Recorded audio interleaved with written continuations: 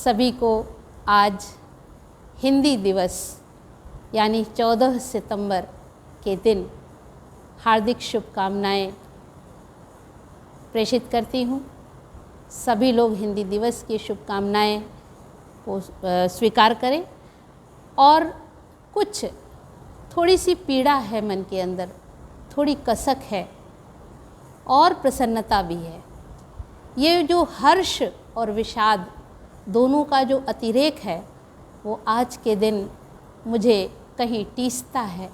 इसलिए मैं कुछ कहना चाहती हूँ उन अपनों से, उन परायों से भी जो जानबूझकर पराये हो गए हैं या अपने आप को उन्होंने हिंदी से दूर कर लिया है।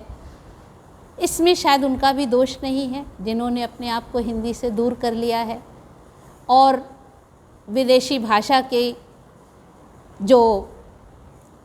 भाषा के वर्चस्व को स्वीकार कर लिया है। मैं उन सभी के सामने केवल अपना पक्ष रखना चाहती हूँ। गंभीरतापूर्वक अगर आप विचार करेंगे तो आप पाएंगे कि कहीं ये दर्द, ये आत्मीयता, ये प्रसन्नता, ये सब मिले जुले भाव कहीं ना कहीं आपको अपने भीतर भी नज़र आएंगे। आज हिंदी दिवस है और जब जब हिंदी दिवस आता है तो मुझे एक प्रश्न उठता है मेरे मन में। प्रश्न ये उठता है कि क्या हिंदी दिवस कोई पर्व है, कोई त्यौहार है जिसे विस्मृत किए जाने का भय सता रहा है कि हमने हिंदी दिवस की एक तिथि निर्धारित कर दी और हिंदी दिवस, हिंदी पखवाड़ा, हिंदी पक्ष को मनाने लग गए समारोह की तरह, एक आयोजन की तरह। आप देखेंगे परिवारों में आयोजन होते हैं, कथाएं होती हैं, वार्ताएं होती हैं, अखंड रामायण के पाठ होते हैं, भागवत पुराण का पाठ होता है। तो इन सब आयोजनों के दिन निश्चित होते हैं। कथा 2 घंटे की है तो भागवत पुराण इत्यादि इत्यादि कहीं 3 से 7 दिनों का है। कोई भी अनुष्ठान उसके लिए दिन निर्धारित हैं और उसमें हम उस दौरान पूरे के पूरे समर्पित रहते हैं। पूजा अर्चना, क्या सामान लगना है, क्या उसमें मनन करना है, क्या ध्यान करना है, कि सारे कर्म कांड और सारी पूजा विधान का हम इंतज़ाम करते हैं। ठीक उसी तरह से क्या हिंदी दिवस भी है, मात्र आयोजन है, एक पखवाड़े का आयोजन, एक दिवस का आयोजन। शायद ये इसलिए आरंभ किया गया कि कहीं हिंदी हमारे बीच से लुप्त ना हो जाए। एक भय बिठा दिया गया। क्या वास्तव में ये भय था या भय बिठाया गया? आप इतिहास में देखेंगे तो आपको पता चलेगा कि सन 1853 तक कहीं भी हमारा देश गुलाम होने की स्थिति में नहीं था। जिनको हम अपने भारत के संविधान निर्माताओं से भी पहले, मैं उनको भारत का भाग्य या दुर्भाग्य कहूँ, सही शब्दों में कहूँ तो भारत का दुर्भाग्य लिखने वाला व्यक्ति मानती हूँ व्यक्तिगत तौर पर, वो थे लॉर्ड मैकॉले, जो 1853 यानी 19वीं सदी के मध्य तक वे स्वीकार करते हैं। ब्रिटिश पार्लियामेंट में मैकॉले ने स्वीकार किया कि मैं भारत को गुलाम नहीं बना सकता, हम भारत को गुलाम नहीं बना सकते। क्यों?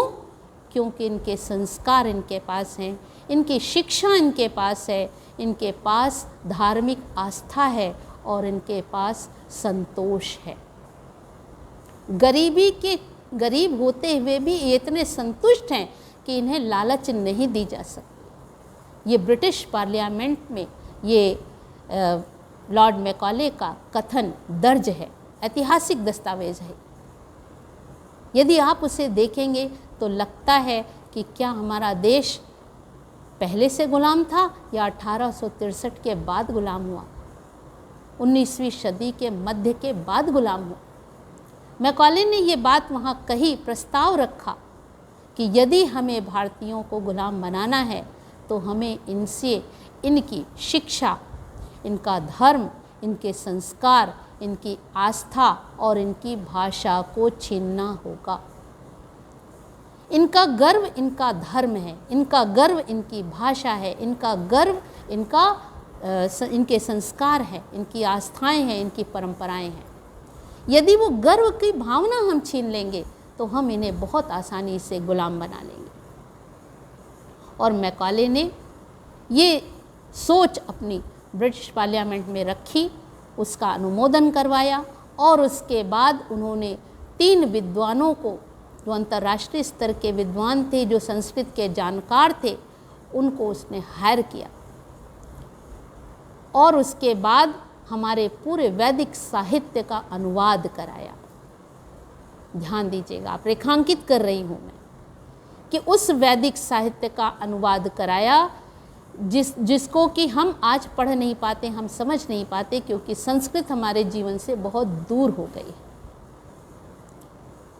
और उसमें से एक विद्वान मैक्स मुलर, संस्कृत के विद्वान, अंग्रेजी के जानकार, तो ऐसे विद्वानों ने हमारे ज्ञान भंडार का अनुवाद किया और अनुवाद उनकी भाषा में किया, अंग्रेजी में किया। उस ज्ञान को अंग्रेज़ों ने समझा, मैकाले ने समझा और समझने के बाद अपनी भाषा को हमारे ऊपर सबसे पहले जो हमसे छीना, हमारा सबसे बड़ा जो अस्त्र था, जो शस्त्र था, वो थी हमारी भाषा हिंदी और संस्कृत। उसको उसने छीन लिया और हमारे ऊपर आंग्ल भाषा को लाद दिया कि अंग्रेज़ी में पढ़ेंगे, अंग्रेज़ी के प्रति इनका रुझान बढ़ेगा और अंग्रेज़ी पढ़ने वालों को नौकरी दी जाएगी। तो जब नौकरी का लालच मिलेगा तो अंग्रेज़ी पढ़ेंगे ही। तो अंग्रेज़ी पढ़ाई जाने लगी, अंग्रेज़ी स्कूल खोले गए जहाँ सिर्फ अंग्रेज़ी माध्यम में पढ़ाई होने लगी। न केवल अंग्रेज़ी माध्यम बल्कि जो विषय वस्तु थी वो भी अंग्रेज़ी से लाई गई। अब आप सोचिए कि भारत का एक बच्चा जो नर्सरी में है, जो प्राइमरी में है, जो मिडिल स्कूल में है, जो सेकेंडरी में है, वो लंदन की टेम्स नदी के किनारे का वातावरण तो जानता है, लेकिन वो गंगा नदी के किनारे का वातावरण नहीं जानता। हाँ, वहाँ उससे शर्म महसूस होने लगी कि गंगा स्नान क्या हो गया, एक पिछड़ेपन, गैर पढ़े लिखे लोग, गंवारों का काम हो गया ये। हिंदी बोलना गंवारों का काम हो गया। हिंदी की जो मिठास है, जो भोजपुरी की मिठास थी, जो अवधी की मिठास थी, जो लोकल भाषा, स्थानीय भाषा की जो मिठास थी, उसको उसने क्या मान लिया, उसको गंवारपन मान लिया। और ये एक दिन में नहीं हुआ है बंधु, ये कई कई सालों में हुआ है और आज़ादी के बाद और ज़्यादा हुआ है। आप याद करिए कि आपको सन 80 से पहले आपको बहुत सारे अंग्रेज़ी माध्यम के स्कूल नहीं मिले होंगे, और लेकिन 90 के दशक से आप देखेंगे तो जैसे अंग्रेज़ी स्कूलों की एक बाढ़ सी आ गई, गली गली में स्कूल खुल गए और हिंदी माध्यम के विद्यालयों में प्रवेश लेना जैसे हेठी की निशानी हो गई, हे दृष्टि से देखा जाने लग गया। यानी वो जो गर्व था, जो हमारा राष्ट्र गौरव था, जो गर्व था, जो स्वाभाविक वर्चस्व की भावना थी, वो कहीं पीछे छूट गई और हम गर्व करने लग गए। फिर हमारा पहनावा बदल दिया, भाषा बदली, फिर पहनावा बदल गया। अंग्रेज़ी माध्यम में पढ़ने लगे तो हमारे पास टाई आ गई, हमारे पास पैंट शर्ट आ गया, हमारे पास स्कर्ट ट्यूनिक्स आ गए। लेकिन मुझे याद है कि जब हम लोग पढ़ते थे हिंदी माध्यम के विद्यालयों में और बहुत जल्दी शादियां भी हो जाती थी, तब हाई स्कूल और इंटर में आते आते बहुत सारे ऐसे परिवार होते थे जो किसी बाध्यता के चलते विवाह भी कर देते थे, तो लड़कियां साड़ी पहन कर आती थी और पढ़ती थी, उन्हें कोई शर्म भी नहीं आती थी, वो हम लोगों के साथ ही पढ़ती थी।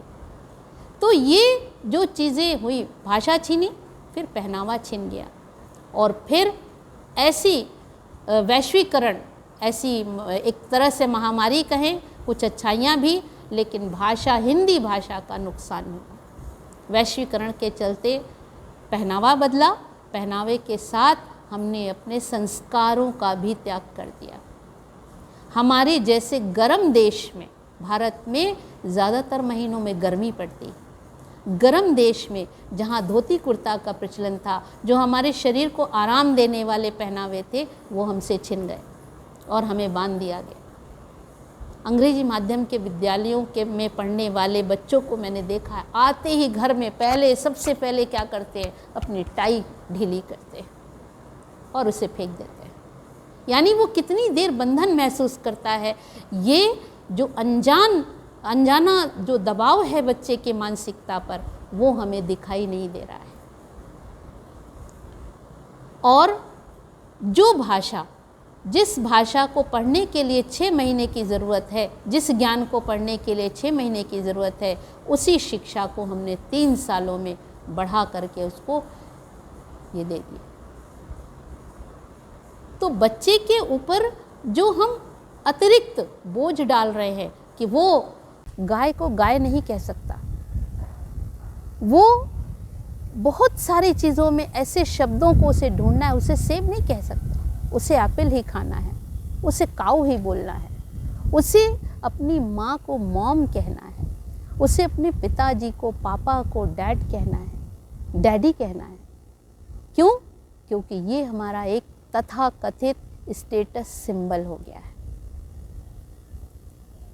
और जब ये रिश्तों के नाम छोटे हो गए हैं, तो रिश्तों में छुपी हुई भावनाएं भी कहीं कहीं तिरोहित हो गई। कहीं क्या, बहुत हद तक तिरोहित हो गई। जब पापा से पॉप्स हो गए और माँ से मॉम हो गई, सिस्टर से सिस हो गया, ब्रदर से ब्रो हो गया, कितने शॉर्टकट हम चलते जा रहे हैं। और इस भाषा ने हमारी जो भाषा का संक्षिप्तीकरण हो रहा है, वो हमारे रिश्तों को भी संक्षिप्त कर रहा है। रिश्ते भी हमारे सिमटते जा रहे हैं। तो भाषा एक, जैसे आप छोटा सा उदाहरण देते हैं, आप देश बोलिए, हमारा देश, हमारा राष्ट्र, हमारा भारतवर्ष, ये 3 शब्द आप बोल करके देखिए। और फिर आप बोलिए हमारा इंडिया, हमारा कंट्री और हमारा भारत। आप बोल करके देखिए हमारा देश। इन दोनों के पीछे जो भावना छुपी हुई है, वो आप देखिए। मैं बच्चों से अक्सर कहती हूँ, बच्चे बहुत जब गलती करते हैं फ़ौरन बोलते हैं मैम सॉरी, सॉरी मैम। और जब बच्चों से मैं कहती हूँ कि बच्चों ये बोलो कि मैम मुझे क्षमा कीजिएगा, बच्चों ने ये प्रैक्टिकल अनुभव अपना बताया कि मैम यहाँ फीलिंग जुड़ जाती है, भावना जुड़ जाती है कि मैं क्षमा मांग रहा हूँ, लेकिन सॉरी बोलने में ये एक मैकेनिकल प्रोसेस होता है, सॉरी मैम। और हम सॉरी मैम बोल करके निकल जाते हैं और बार बार सॉरी बोलते हैं, दिन भर सॉरी बोलते हैं, लेकिन सॉरी की फीलिंग कहीं नहीं है। ये जो हिंदी का वर्चस्व है, ये जो हिंदी का मूल भाव है, ये मैं आप तक पहुंचाना चाहती हूँ आज हिंदी दिवस के दिन। और ये अपने बच्चों को भी आप कहिए कि वो पूरे वाक्य में अगर वो क्षमा मांगते हैं, वो कहते हैं मैं आप पर श्रद्धा रखता हूँ, मैं आपके प्रति आदर रखता हूँ, तब आपका बच्चा समझ पाएगा कि आदर की भावना होती क्या है। वो रिस्पेक्ट में नहीं समझ पाएगा। आप करके देखिए, प्रैक्टिकल करके देखिए, फिर आप समझिएगा कि इसकी मूल भावना कहाँ तिरोहित हो रही है। ऐसे अनेकानेक उदाहरण हैं। माँ कहने में जो मिठास है, वो मॉम कहने में नहीं है। और ये हमारे रिश्तों को बनाती है, हमारी निकटता को बढ़ाती है। इस लिहाज से अगर आप देखेंगे तो हिंदी केवल एक विषय नहीं है, हिंदी केवल एक भाषा नहीं है, हिंदी भावना है, हिंदी भाव है, हिंदी हमारे संबंधों को जोड़ने वाला एक बहुत, जिसको आप कहते हैं ग्लू कह लीजिए भाई, कि भावों से जब हम जुड़ते हैं तब रिश्ते जुड़ते हैं। तो ये शब्द हमें एक दूसरे से जोड़ते हैं। ये हिंदी के जो शब्द हैं वो हमें एक दूसरे से बहुत अधिक करीबी से देखने के लिए बाध्य करते हैं। जब हम कहते हैं आत्मदर्शन, आत्ममूल्यांकन, इन शब्दों से आज बच्चों का परिचय ही नहीं है कि आत्ममूल्यांकन क्या है, आत्मदर्शन क्या है और फिर हम कहते हैं बच्चों में संस्कार नहीं है, बच्चों में ये नहीं है, बच्चे ऐसे बोल रहे हैं, बच्चे वैसे बोल रहे हैं, तो नहीं है। और हम सुना रहे हैं उनको early to bed and early to rise, लेकिन सूर्योदय का जो दृश्य है वो बच्चे ने देखा ही नहीं, सूर्योदय से उसका लगाव ही नहीं है। सूर्योदय की कविता हम उसे सिखा ही नहीं रहे हैं। उठो लाल अब आंखें खोलो, कितना प्यारा भाव है इसी, पानी लाई हूँ मुँह धो, इतना सुंदर समय न खो मेरे प्यारे अब मत सो, कितना भाव है यहाँ, लोरियों में भाव है। इसीलिए हिंदी फिल्मों के गीत जितने हमें प्रभावित करते हैं, शायद उतने और कोई गीत हमें प्रभावित नहीं करते। ये हिंदी का प्रभाव है। दुर्भाग्य है कि सत्ता पक्ष में बैठे कुछ लोगों ने हिंदी को कहीं संपर्क भाषा बना दिया, तो कहीं उसको संपर्क भाषा के नाम पर उसके वर्चस्व को छीन लिया, और आज तक ये राष्ट्रभाषा का पद हासिल नहीं कर पाई। पढ़ाया हमें ज़रूर जाता है, जैसे हमें पढ़ाया जाता है कि राष्ट्रपिता महात्मा गांधी, वैसे ही हमें पढ़ाया जाता है राष्ट्रभाषा हिंदी, लेकिन क्या कोई संवैधानिक पद राष्ट्रपिता या राष्ट्रभाषा का है? नहीं है। ये सोचने और समझने वाली बात है कि कहाँ हमारे प्रति कितनी साजिशें हुई। मुझे लॉर्ड मैकॉले की एक बात याद आती है। उसने कहा था कि मुझे क्या चाहिए भारत में, मुझे केवल टाइप्ड लोग चाहिए। ये विशेष रूप से कहा था। टाइप्ड मतलब अगर ए टाइप करे तो ए ही टाइप हो, और मुझे क्लर्कों की फ़ौज चाहिए, ऑफिसर्स की नहीं चाहिए। इसीलिए इनको अंग्रेज़ी पढ़ाना ज़रूरी है, और यही परंपरा हमारे यहाँ बन गई। आज आप देख लीजिए, चाहे आप न्याय व्यवस्था देख लीजिए, चाहे आप प्रशासनिक व्यवस्था देख लीजिए, चाहे आप जो भी, तो जहाँ सरकारी कार्यालय की भाषा अगर हिंदी नहीं होगी, राष्ट्रभाषा नहीं होगी, तब तक हिंदी ऐसे ही दो धारे पर खड़ी रहेगी। कहीं हम हिंदी वाले, कभी कभी लगता है अंग्रेज़ी वालों को कि हम हिंदी वाले बहुत संकुचित हो गए हैं, बहुत कट्टर हो गए हैं। ऐसा नहीं है। हिंदी ने तमाम भाषाओं के लिए अपने दरवाजे खोल रखे हैं, उसको, उन शब्दों को एज इट इज़ अपने पास स्थान दिया है। जैसे आप देख लीजिए, ऐसे हज़ारों शब्द हैं, school, hospital, doctor, operation, college, कितने शब्द हैं, टिकट, ट्रेन, रेलवे स्टेशन, कितने शब्द हैं जो आपको हिंदी में एज इट इज़ एक्सेप्ट किए गए, स्वीकार किए गए। ये हिंदी की उदारता है। हिंदी की वैज्ञानिकता आप देखेंगे, हिंदी की वैज्ञानिकता आप देख लीजिए, कहीं कोई अक्षर साइलेंट मोड पे नहीं रहता है।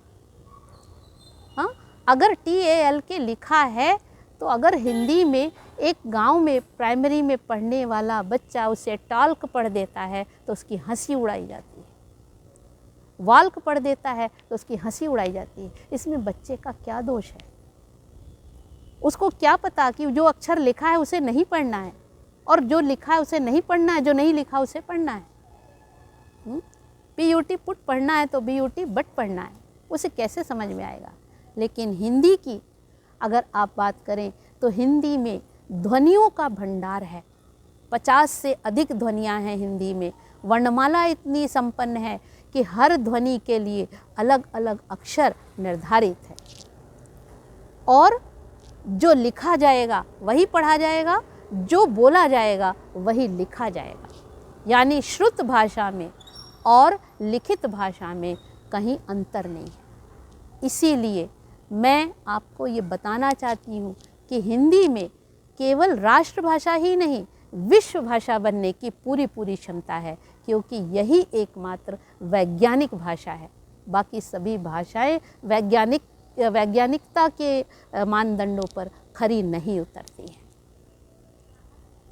तो आज हिंदी दिवस है। मेरी थोड़ी सी पीड़ा थी, कसक थी, जो मैं आपके सामने बांट रही हूँ, और आप इस पर विचार करें और अच्छा लगे तो मेरी बातों को आगे बढ़ाएं। बहुत बहुत धन्यवाद।